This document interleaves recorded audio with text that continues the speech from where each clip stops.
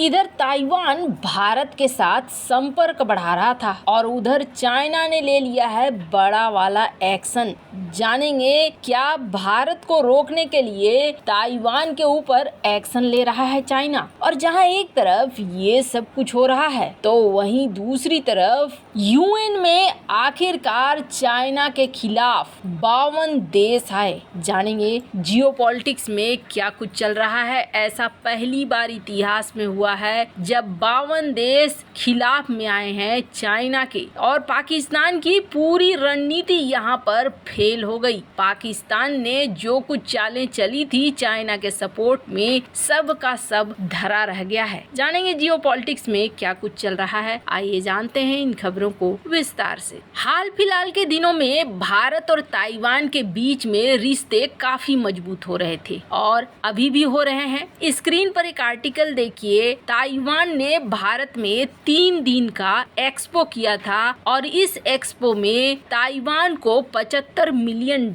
के इन्वेस्टमेंट मिले। ये एक निशानी थी कि ताइवान और भारत के बीच में रिश्ते बढ़ रहे हैं। सिर्फ इतना ही नहीं, भारत और ताइवान के जो पार्टनर्स हैं वो मिलकर नेक्स्ट जनरेशन की हेल्थ टेक्नोलॉजी को विकसित करने में लगे हुए थे। रिपोर्ट आप देख सकते हैं। सबसे बड़ी बात यह है ना कि जब महामारी आया था, पहला फेज जब आया था, तब इसने सभी को परेशान कर दिया, यहाँ तक कि चाइना को भी परेशान कर दिया। पर ताइवान वो देश था जो बहुत कम प्रभावित रहा था। तो हेल्थ टेक्नोलॉजी में ताइवान को ये माना जाता है कि ताइवान अपने अंदर कई सारी क्षमताएं रखता है और ताइवान के पास एक बढ़िया वाला नॉलेज है हेल्थ सिस्टम को लेकर। उस वक्त ताइवान ने WHO को भी कहा था कि आप हमें अपने मीटिंग में आने दीजिए। WHO ने नाम भी रखा था कि हाँ ठीक है, अगली मीटिंग होगी तो इसमें ताइवान के प्रतिनिधि शामिल होंगे। फिर उस वक्त चाइना नाराज हो गया था और ताइवान को WHO की मीटिंग में नहीं आने दिया था चाइना ने। पर भारत ताइवान के काबिलियत को पहचानता है और ऐसे में भारत ने ताइवान के साथ मिलकर नेक्स्ट जनरेशन के लिए हेल्थ टेक्नोलॉजी बनाने पर काम शुरू किया। 11 अक्टूबर की ये खबर देख सकते हैं जिसमें ये प्लान किया जाता है कि हम आगे चलकर कई ऐसे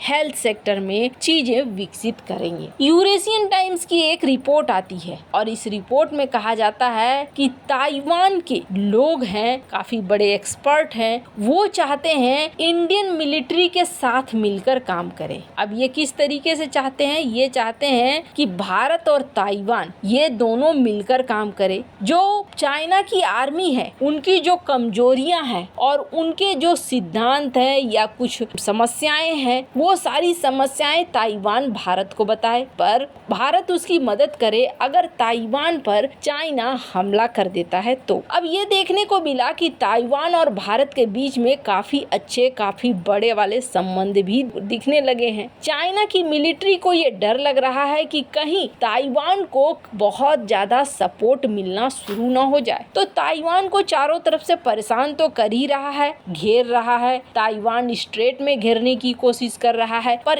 इन सब के अलावे अब चाइना ने एक और बड़ी चाल चली है। चाइना ताइवान को कमजोर करना चाहता है। किस लेवल पर कमजोर करना चाहता है? तो आर्थिक तौर पर चाइना कमजोर करना चाहता है। अब इसी को देखते हुए चाइना ने एक बड़ा एक्शन ले लिया है और इस बार जो चाइना ने एक्शन लिया है, ये एक्शन ले लिया है ताइवान की टॉप की कंपनी फॉक्सकॉन के ऊपर। फॉक्सकॉन के कई ब्रांच हैं जो चाइना के अंदर भी हैं और चाइना ने इस पर एक्शन लेते हुए ये कहा है कि आपने चाइनीज गवर्नमेंट को टैक्स नहीं दिया है। टैक्स को लेकर बहुत सारी हलचलें हैं और टैक्स की वजह से ये देखने को हमें मिल रहा है कि तुमने पैसे तो खूब कमाए लेकिन ये पैसे तुमने भेजे हैं अपने देश में और हमारे देश में टैक्स को छिपाया है। स्क्रीन पर एक ग्राफ देख सकते हैं आप। कुछ इस तरीके का ग्राफ दिखाया गया और कहा गया कि इन्वेस्टमेंट चाइना में फॉक्सकॉन की कुछ इस तरीके की रही।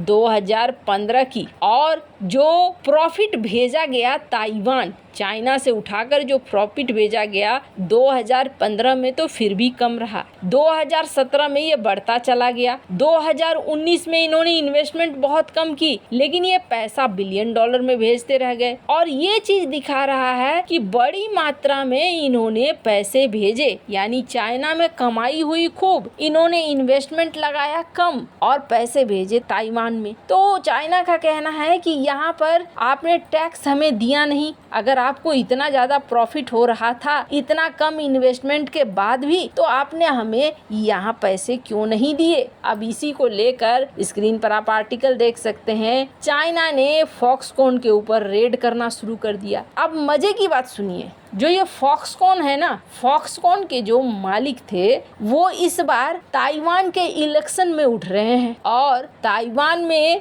राष्ट्रपति पद के लिए ये उठ रहे हैं। उनका कहना है कि आप जानबूझकर हमें टारगेट कर रहे हो क्योंकि हम यहाँ पर चुनाव लड़ रहे हैं। और आपको बता दें, इन्होंने जैसे ही ऐलान किया था कि मैं राष्ट्रपति पद का चुनाव लड़ूंगा, इन्होंने फॉक्सकॉन का पद छोड़ दिया था। इसके बाद भी अब इनके ऊपर एक्शन लिया जा रहा है, इनकी कंपनी को खास तौर पर टारगेट में लिया जा रहा है। अब ये जो प्रेसिडेंशियल कैंडिडेट है, इसके बारे में हालांकि ये कहा जाता है कि ये बंदा चाइना के पक्ष में भी जा सकता है। फिर भी चाइना इस तरीके के एक्शन क्यों ले रहा है? क्या इसे प्रमोट करने के लिए कि हाँ ताइवान में साई वेंग की जगह पर ये बंदा आ जाए? खैर, ये तो रही बात टेरी गोऊ, जो इसके फाउंडर हैं और जो इस बार चुनाव लड़ रहे हैं ताइवान के राष्ट्रपति बनने का। हो सकता है ये निगेटिव प्रमोशन कर रहा हो चाइना की, देखो ये बहुत बढ़िया कैंडिडेट है, और ताइवान में एक सोच फैलाने की कोशिश कर रहा हो कि इसे ही जिताओ।